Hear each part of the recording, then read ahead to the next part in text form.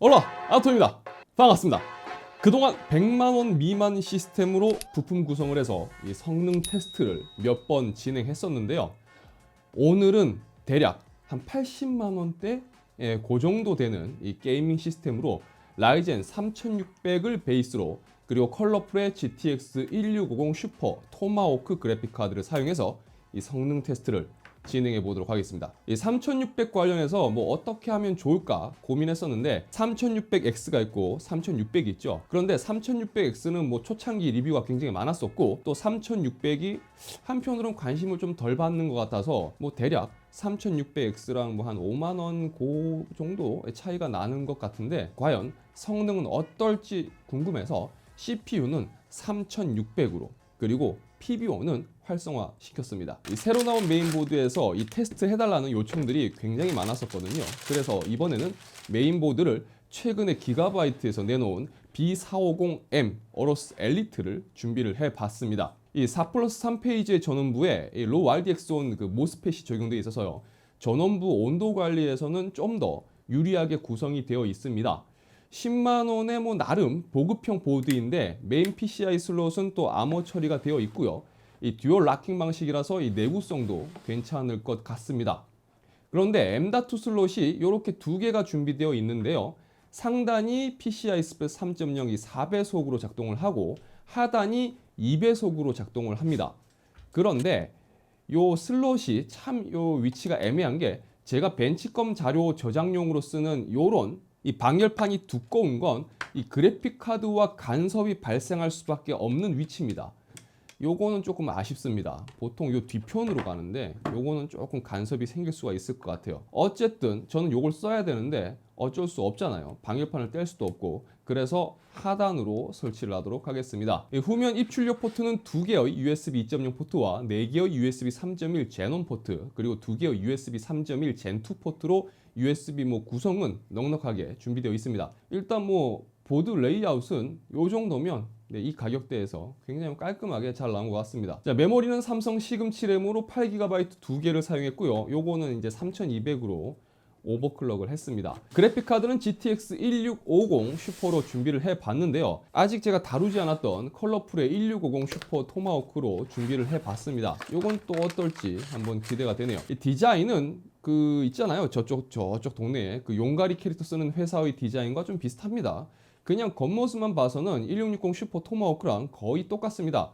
그럼 테스트를 진행해 보도록 하겠습니다. 먼저 3D 마크 벤치 테스트부터 진행해 보겠습니다. 이 타임스파이는 총 합계 점수 4931점, 그래픽 스코어는 4692점에 1차 테스트 30.11프레임, 2차 테스트 27.28프레임이 나왔습니다. CPU 스코어는 6934점이 나왔습니다. 이 테스트를 했던 다른 카드들과의 이 결과를 비교를 해보도록 하겠습니다. 확실히 컬러풀 토마호크가 디자인이 조금 섭섭해서 그렇지 성능은 그래도 잘 나옵니다. 다음으로 파이어 스트라이크입니다. 총 합계 점수 1734점, 그래픽 스코어는 11847점, 1차 테스트 56.84프레임, 2차 테스트 47.10프레임이 나왔습니다. 피직스 스코어는요 19415점이 나왔습니다. 이것도 테스트했었던 다른 카드의 결과와 비교를 해보도록 하겠습니다. 다음은 가장 궁금해하실 이 실게임 성능 테스트를 진행을 해보도록 하겠습니다. 시스템의 전체적인 포지션상 FH 대상도 기준으로 했고요. 그래픽 옵션은 울트라 프리셋으로 테스트를 진행했습니다. 이 모든 그래픽 카드들이 굉장히 좋아하는 게임일 겁니다. 레인보우 식스 시즈입니다. 프레임이 너무 잘 나오는 게 탈이죠. 테스트 결과 평균 프레임은 162.6프레임이 나왔습니다. 자, 다음은 토타로 삼국지입니다. 요거 사양 많이 먹는 게임인 거 아시죠? 프레임 잘 안 나옵니다. 평균 프레임은 47.9프레임이 나왔습니다. 자, 다음으로 레이싱 게임 니드 포 스피드 히트입니다. 요것도 사양 많이 탑니다. 프레임 정말 안 나와요. 평균 프레임은 53프레임이 나왔습니다. 배틀그라운드입니다. 배틀그라운드는 FHD 국민 옵션으로 했고요. 훈련장 코스 테스트 기준으로 평균 144프레임이 나왔습니다. 그러니까 훈련장 테스트 결과만 놓고 보면 144프레임대의 그 고주사율 모니터도 충분히 쓸 수 있는 시스템이라고 보시면 됩니다. 하지만 실게임 들어가면 그렇지가 않죠. 실게임에서는 100프레임은 방어를 해줍니다. 하지만 140프레임 이상의 고주사율을 유지를 해주지는 못합니다. 프레임 등락폭이 굉장히 심한 편입니다. 다음은 사양도 많이 먹고 또 프레임 유지 부분에서 쉽지 않은 콜옵 모던 워페어입니다. 콜옵 모던 워페어가 돌아가면 그러면 진짜 이거는 게이밍 PC라고 얘기할 수 있을 것 같다. 근데 얘가 안 되면 좀 많이 아쉽다 이런 얘기 들었는데, 그래픽 세팅은 그냥 이 게임 자체가 인식하는 자동 세팅으로 실행을 해봤습니다. 자동 세팅 기준으로는 프레임은 평균 130프레임 이상 나옵니다. 그런데 실제 게임에서 이 뭔가 모르게 전반적으로 약간 밀리는 느낌, 그러니까 뭔가 좀 부자연스러운 느낌이 계속 있었습니다. 그래서 추가로 몇 가지 효과 옵션을 낮추었는데, 그러니까 훨씬 좀 할만해졌습니다. 이 보시는 정도의 그래픽 품질에서 큰 문제 없이 플레이를 할 수가 있었습니다. 그러니까 이 정도면 콜옵까지는 플레이에 전혀 문제가 없다고 보시면 될 것 같습니다. 그냥 내용을 한번 정리를 해보겠습니다. 따로 그래픽카드 발열이나 팬소음 측정을 하지 않은 건 사실 측정할 필요가 없어서 그냥 뺐습니다. 이 모든 테스트 환경에서 최대 온도는 60도대 초반을 보여주었고 팬소음은 그냥 조용합니다.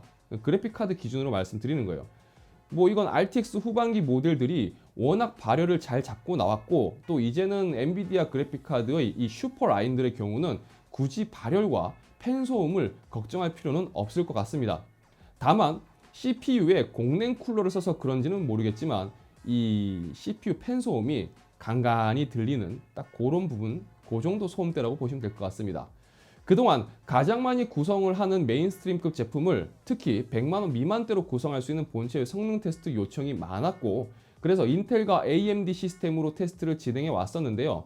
3600 시스템의 1650 슈퍼 구성은 FHD 기준으로 다양한 게임을 쾌적하게 즐기는데 충분히 좋은 모습을 보여주었습니다.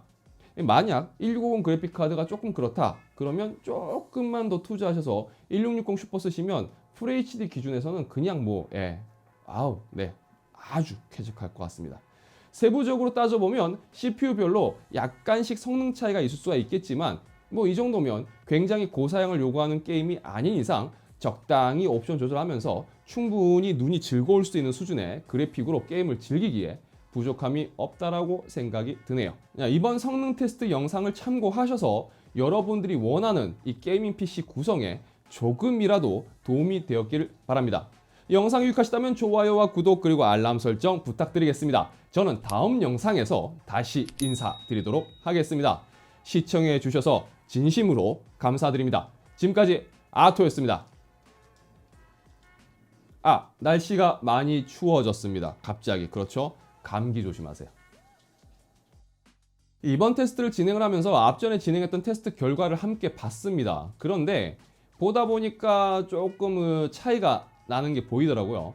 그래서 요 내용은 제가 따로 정리를 해서 다음에 보여드릴 수 있도록 하겠습니다. 내일은 CES입니다. 내일 하루간 죽었다고 봐야 되겠죠. 저는 이제 데일리 뉴스 작업하러 가보겠습니다.